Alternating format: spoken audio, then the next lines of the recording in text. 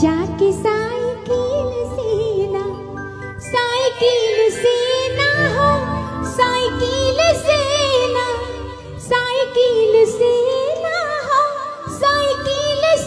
ना पिया मेहंदी ओ राजा मेहंदी मंगता मोती झील से। जाके साइकिल से ना पिया मेहंदी मंगता मोती झील से।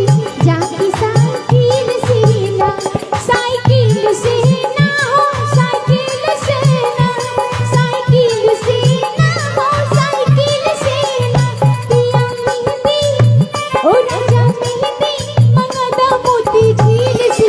जाके साइकिल से ना पिया मेहंदी मंगता मोती झील से। जाके साइकिल से ना।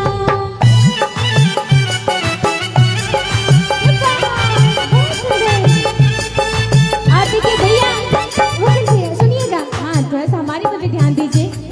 और जो इन्होंने फरमाइश किया है ना, ये पान वान भी देखिए खा के इनकी मुस्कान से पता चल रहा है। और मैं आपके लिए इसको उससे 2 लाइन बोलूंगी, रिकॉर्ड करके सुनाएंगे हमारी भौजाई को, तो बहुत डांट पड़ेगी आपको। सुनिएगा, पान खाई सैया हमार हो, पान खाई सैया हमार हो, सावली सूरतिया हो लालिला, आई हाय मलमल का कुर्ता, मलमल की कुर्ती खिंची के लालिला, पान खाई सैया हमार हो।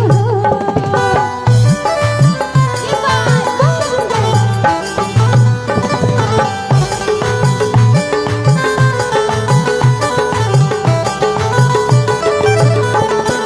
और सुनिएगा, पिया मेहंदी लिया ना छुटकी नन्ही से पिसादा,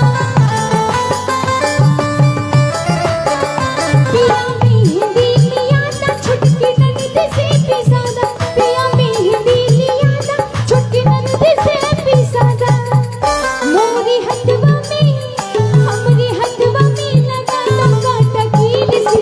जाके साइकिल से ना पिया मेहंदी लिया ना मोती झील से। जाके साइकिल से ना।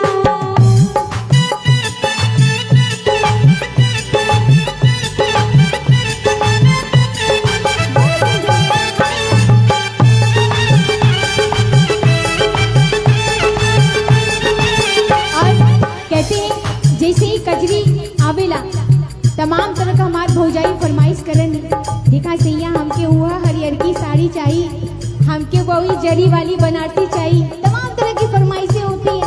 कैसे बता दूं क्या लाना, तुम लौट के आ जाना, ये छोटा सा नजराना पिया याद रखोगे कि भूल जाओगे, याद रखोगे कि भूल जाओगे।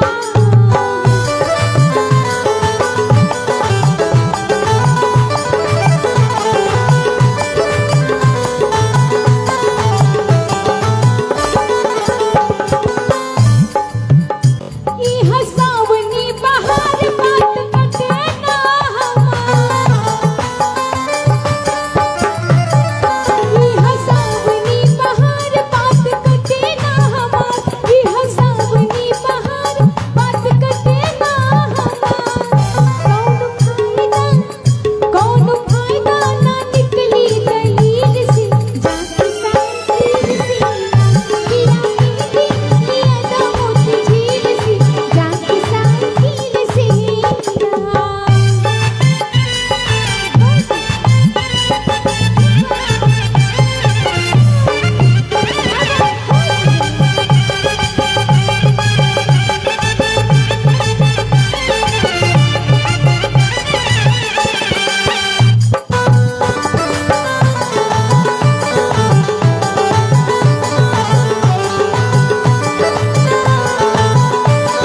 हेलो।